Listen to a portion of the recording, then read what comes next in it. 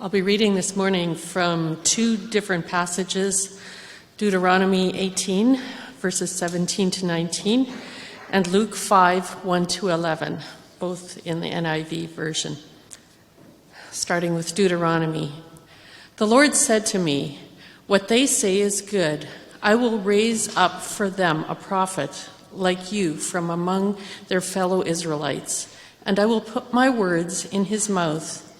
He will tell them everything I command him. I myself will call to account anyone who does not listen to my words that the prophet speaks in my name." And Luke 5. One day, as Jesus was standing by the lake of Gennesaret, the people were crowding around him and listening to the word of God.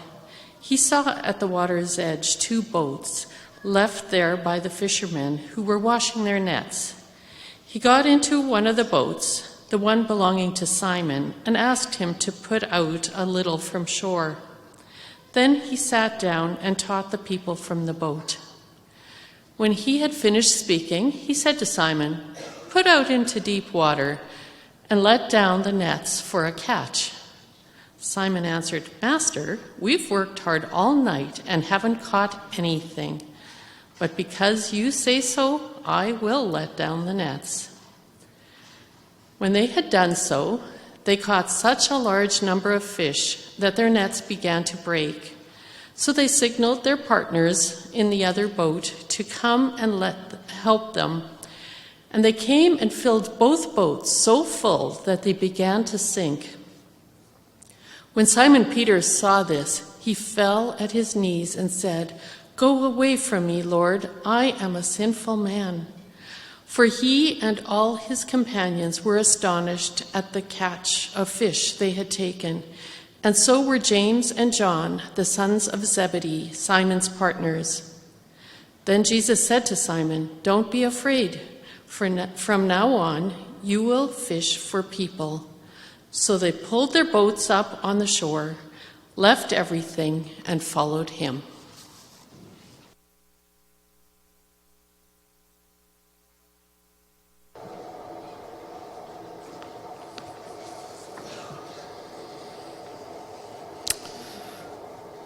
If Westwood would have a Deeper Life series and we were going to invite somebody to come and speak to us, who would you like to have come?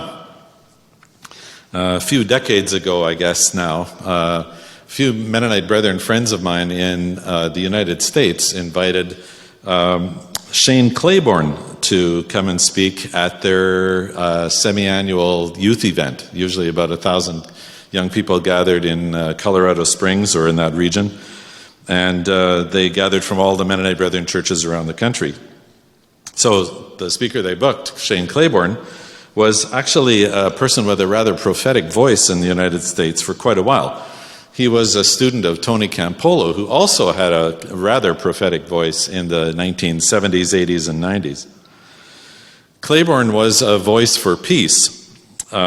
He had begun to collect guns and refashion them into gardening tools. And if you ever want to check him up, you could look him up on Facebook, because he does this all the time. He turns, weapons of war into gardening tools, just like Isaiah. He's literally fulfilling Isaiah 2's prophecy that, the nations would turn their swords into plowshares. And he had also begun a ministry of prayer and advocacy for death row prisoners, kind of following in the footsteps of Helen Prejean, the woman that inspired the movie Dead Man Walking. So Shane Claiborne, you'd think that seeing Claiborne would be coming to speak to the youth would be a milestone for Mennonite Brethren churches in the United States, but it wasn't. So many churches said that they would not come and boycott the event that my friends had to cancel their contract with Claiborne and book a different speaker. Jesus said a couple of thousand years ago, "A prophet is not without honor except in his own country and in his own home." And of course, Jesus was a prophet himself, and that's our theme today. And of course, look what happened to him. The Deuteronomy text that Bertha read, and as Abby read earlier, it was quoted also. It comes from a promise that God made to Moses that a prophet would be delivered to Israel like Moses himself. As we see all through Exodus, Moses was kind of the typical or archetypal prophet. He was the first divine spokesman sent to Israel and to the nations, the one who warned them not to rebel against Yahweh, and who really suffered as a result of Israel's rebellion. He's a good prophet. But God fulfilled that promise multiple times. For example, you read in the Judges, and it was both men and women who actually were prophets in the Old Testament. So in Judges, for example, Deborah and many others spoke for God in those early stages of Israel's life as a settled nation after they had gotten into the Promised Land, helping them learn how to live out the law or live out Torah.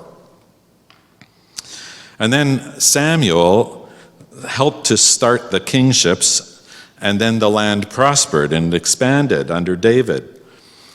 And then a long string of prophets came because as the wealth of the country grew, then another message needed to be conveyed from God to help the people stay in line with Torah. And Isaiah, Amos, all the Old Testament prophets had corrective roles. They were speaking truth to power. And finally, there was a set of prophets who warned everybody that if you don't do this, an exile is on the way.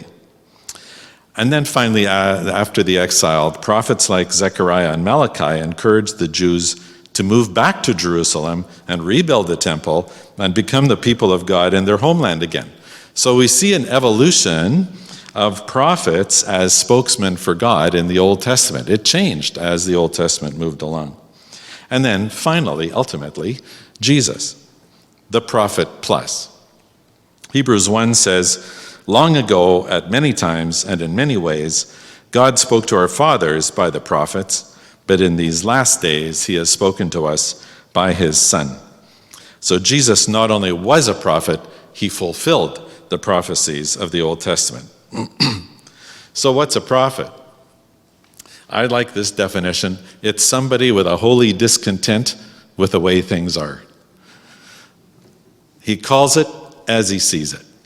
And of course, Israel had plenty of prophets who were what I might call critical realists. They looked at the way things were and they said, man, things got to change. Some did predict the actions of God. So the idea of prophets being somebody who foretells the future is a thing. But they didn't foretell the future like a fortune teller pretends to. They saw visions that provided glimpses into what God would be up to concerning Israel and the nations. They also saw visions of the end of days, but with strange creatures, monsters, wheels turning and flashing, and angelic beings making war. Really hard stuff to understand and act upon. We know that Jesus looked ahead too. He predicted his death and resurrection, and he also spoke about the end of days, but he very famously admitted he did not know exactly when those would take place. And he resisted the requests in his life to predict it. Remember in Acts 1, he said, well, okay, the disciples asked, is God going to bring in the kingdom? Jesus says, I don't know. And that should tell us something about this. The Son of God himself would not tell us when and how. And so when you listen to people that say, is now the war in Israel and Gaza, is this the end times? Is this the thing? Don't go there, okay? Don't go there. That's the official recommendation. More down to earth. Prophets mostly called Israel to follow through on God's kingdom ethic. So that was to protect the alien and the stranger, to care for widows and orphans and people in distress, to keep honest weigh scales. So when you sell stuff, you actually sell stuff for what it's worth instead of putting your thumb on the back end. So in other words, The prophets' big work was to pursue the justice of God in real time for real people. Whatever their job, prophets took a unique approach to orienting people to God. There will always be powerful oppressors who oppress the weak. And you get this sort of sense that the oppressors are weighing down on everybody. And then you got the oppressed who are underneath and they're just struggling. And the typical reaction of the oppressed is, if we could only turn this thing upside down, then we'll be the ones in power and we're going to make all those former oppressors, we're going to stick it to them, right? This is the kind of picture that we have. And the prophets didn't do that. What they said was, we're going to come at this thing differently. God's kingdom is here to give you what you need. And so for some of those who were oppressed, they would receive also correctives. And some oppressors who were in maybe privileged position but were careful about it, they might receive something else.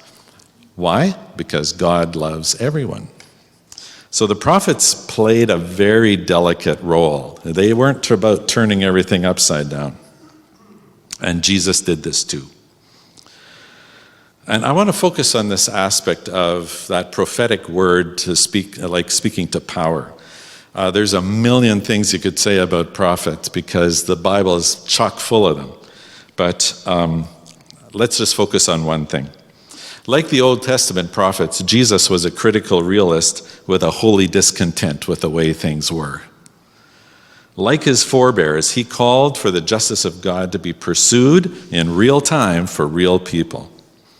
And that, I think, is his most important work leading up to his death and resurrection, which, of course, is for our redemption. But up until then, just like the prophet's most important work, Jesus did this too. And to understand what he was doing in Luke 5, this Luke 5 story is really quite interesting and prophetic, and it's probably not something we've thought about before, but I'd like to outline a little bit the matrix that Jesus was working in. We might call it context, but I like the word matrix because it's more deep than just the simple word context. There were 4 groups that tried to figure out how to survive under Rome back in the day. The first I want to mention are the Essenes. The Essenes were people like hermits. They lived in caves and stayed away out in the desert and tried not to mess with Rome at all. And before you write them off as being, like if you're going to withdraw, what use are you? These are the guys who kept copies of all the Bible and all the sacred scriptures, and we discovered their work in 1948. We call them the Dead Sea Scrolls. Thousands of documents that help us realize what the scriptures are about. The second group was insurrectionists, and they would, hide too, but they would stage attacks. They would attack Roman squads or sometimes open up rebellions. And Jesus had nothing to do with them, except he did call Simon the Zealot as a disciple, perhaps to teach him a different way of coming at things. And ironically, mind you, Barabbas was an insurrectionist that didn't get crucified so that Jesus would be. The third group is the ones we're most familiar with, and that's the Pharisees.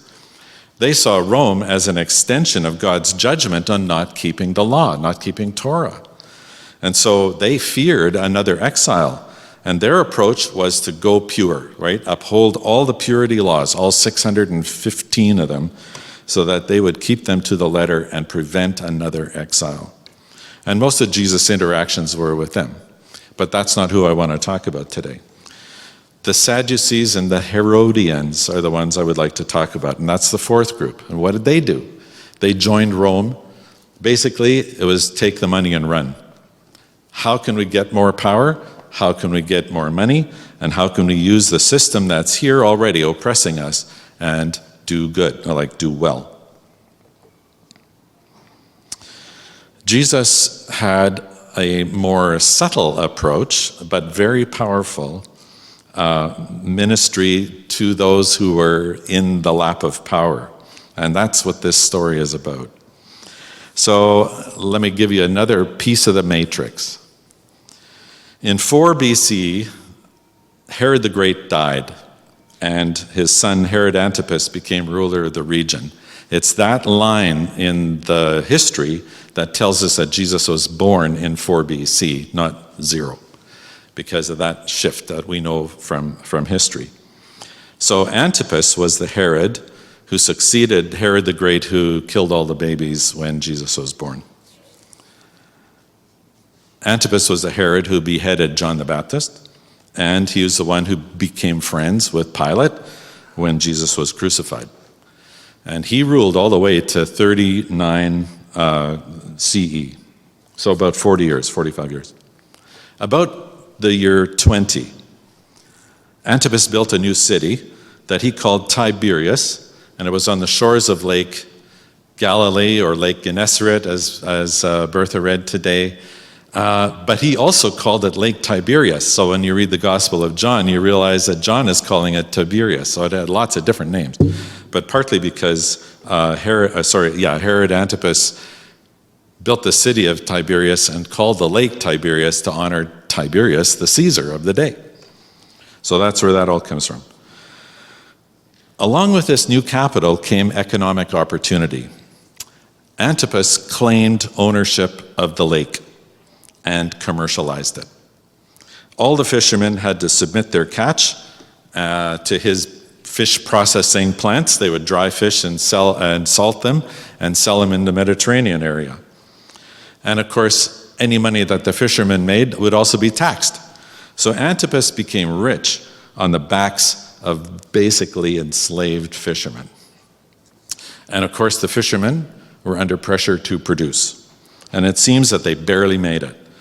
We know this because of the discovery of a boat in the shores and the mud of Galilee. In about 1986, a boat was found in there. They call it the Jesus boat because they can date it back to the time of Christ.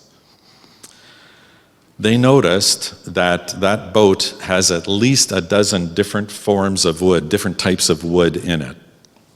This boat had been patched and repaired innumerable times. Why? Because these fishermen didn't have enough money to buy a new boat when it needed to be fixed.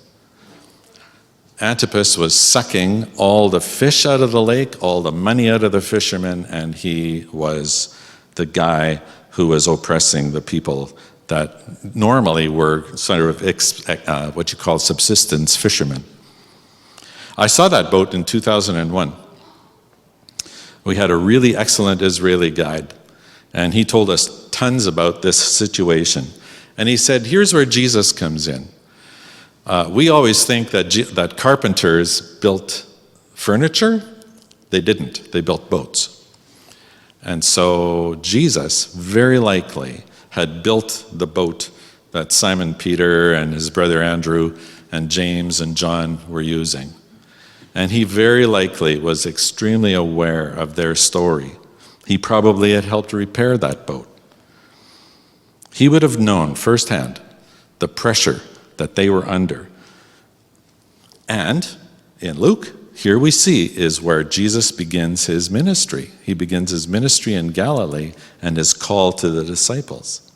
So in our story, he got into Simon Peter's boat to teach the people, and then he said, let's go out into the deep and let's, catch some fish. He wanted to create a prophetic parable, a drama parable or theater parable.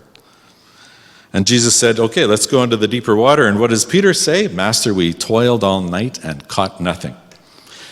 Why did they go fishing all night? Because they hadn't caught their quota. They're going to be in trouble with the fish police. And what does Jesus' miracle do? It not only fills Peter's quota, it completes James and John's quota, right? The boat is so full, packed full of fish, that both teams get a chance to fill their quota. Now that's impressive as a miracle, but now put it into the matrix of the day. Antipas tells every fisherman in Galilee, I own the lake and I own you. Now catch me fish. And Jesus says, no, you don't. You do not own this lake, I do. It's unbelievable. It just gives me chills to think about this. This is God the Son saying somebody who thinks he's big and owns everything. No.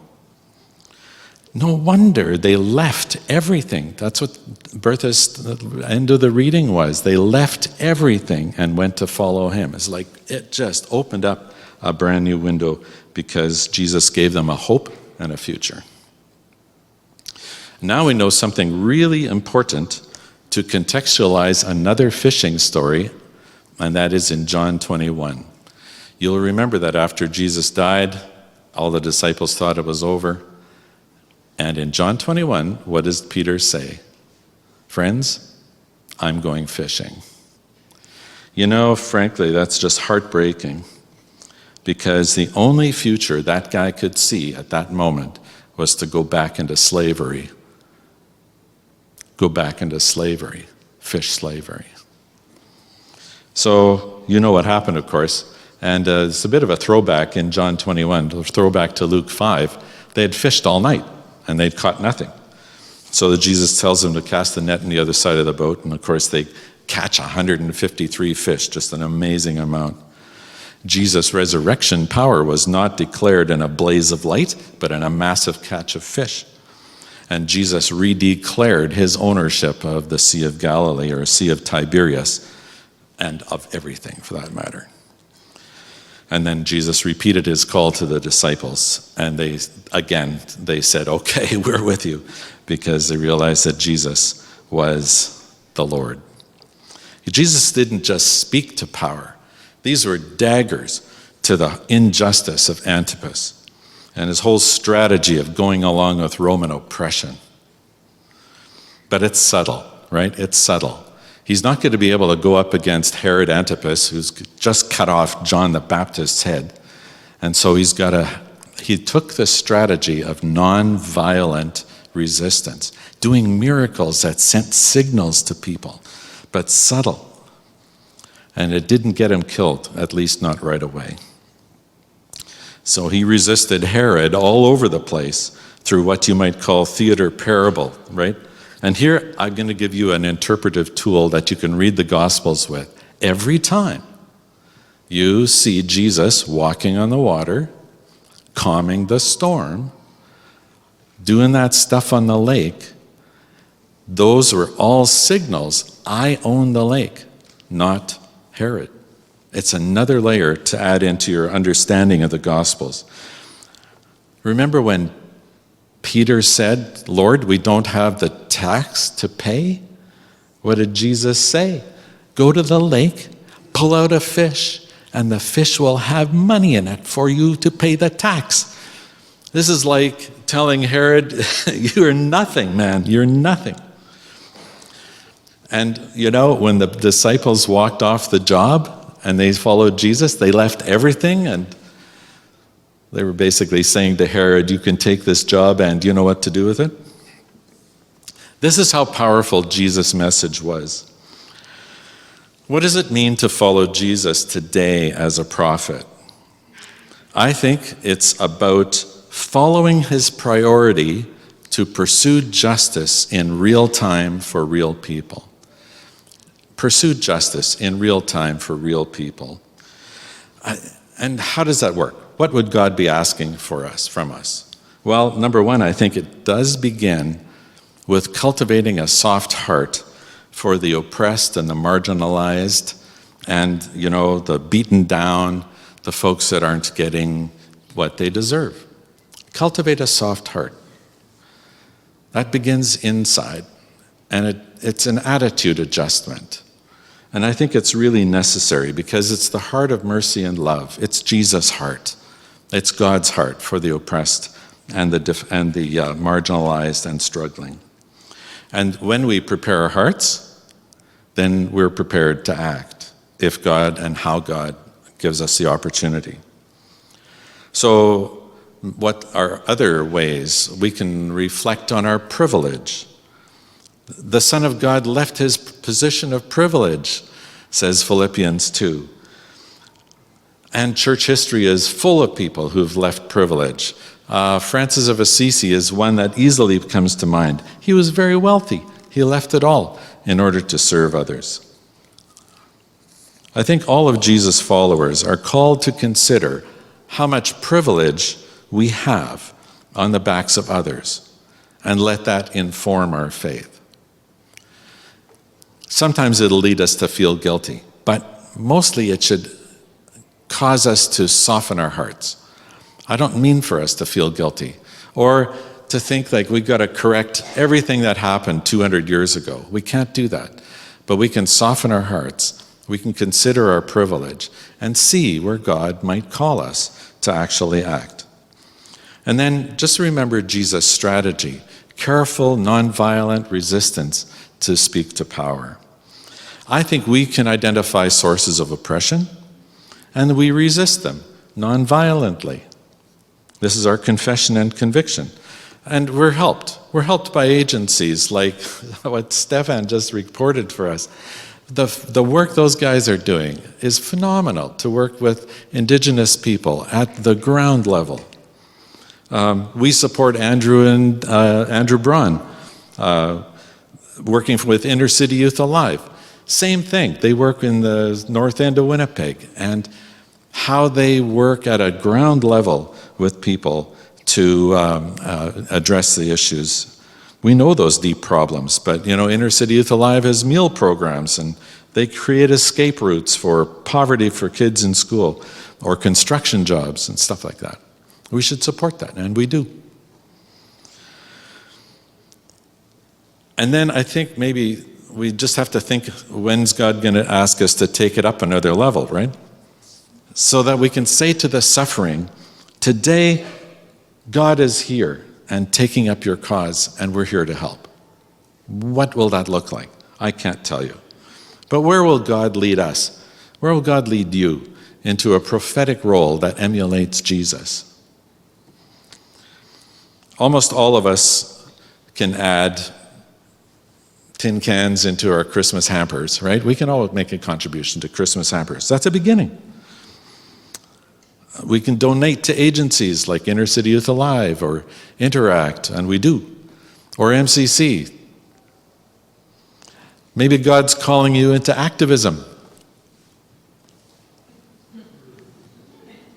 That'd be scary. Or maybe God's simply calling you to develop a relationship and maybe suffer in solidarity with somebody who's oppressed. That happened to me when I was the director for ICOM. I was constantly in touch with people who were in poverty, having difficulty accessing medical service or any kind of justice. And so I had to cultivate the soft heart, figure out what God was wanting me to do, and basically, beginning at least at the basic level, stand in solidarity with them and pray for them and be with them. So, are we willing to lean into the prophetic role of dropping our privileges, of addressing injustices as we are able?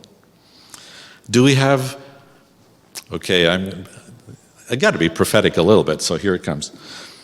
Do we have the courage to brave the Christian voices out there telling us we're woke if we do? I think I understand what woke means. I've been told I've been woke, so hey, I know what that's like. Of course, if you're sleeping this morning, now's the time to wake up so that you're woke. But there are voices out there in the Christian community that say we'll be woke if we take a prophetic voice, a prophetic stance, or prophetic action. What is that? It's insanity.